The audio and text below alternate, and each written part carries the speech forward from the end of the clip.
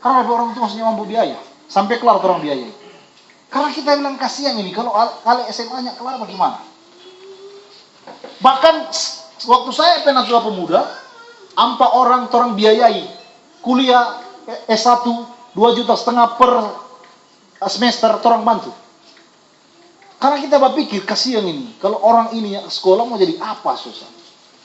Kalau nyak sekolah kurang mau jadi preman susah. Kalau ruang untuk supaya anak-anak muda berprestasi, kuliah, kerja, berkreasi itu tidak dibuka oleh pemerintah, bagaimana mungkin masa depan kita akan pimpin?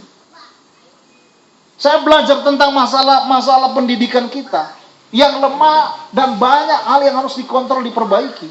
Antara lain, saudara, orang punya sekolah menengah kejuruan, bahkan ada sekolah menengah kejuruan perikanan. Tapi DP SDM pengajar-pengajar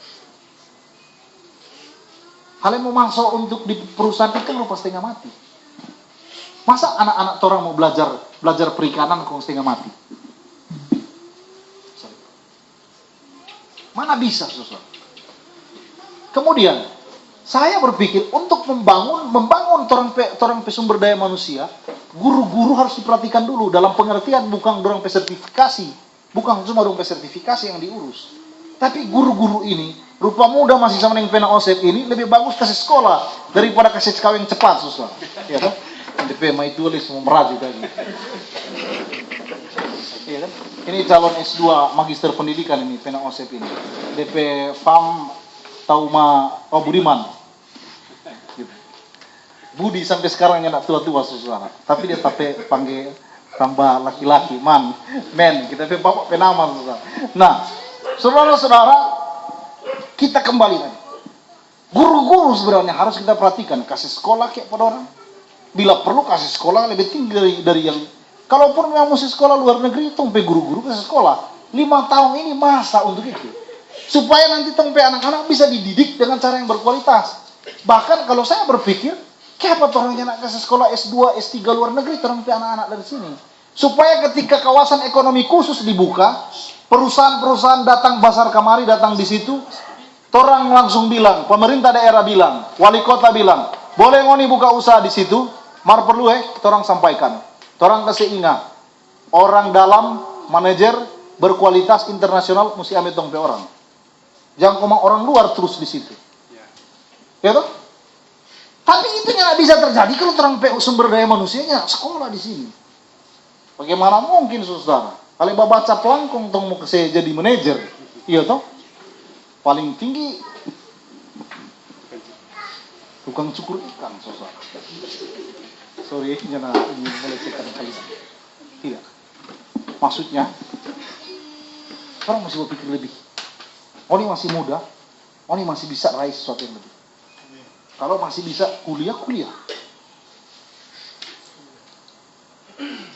Nanti kalau ada yang mau yang sementara kuliah pun tanggal 11 tanggal 11 April jam 4 sore ada pertemuan di DPR untuk bahas bantuan sosial untuk mahasiswa kurang mampu.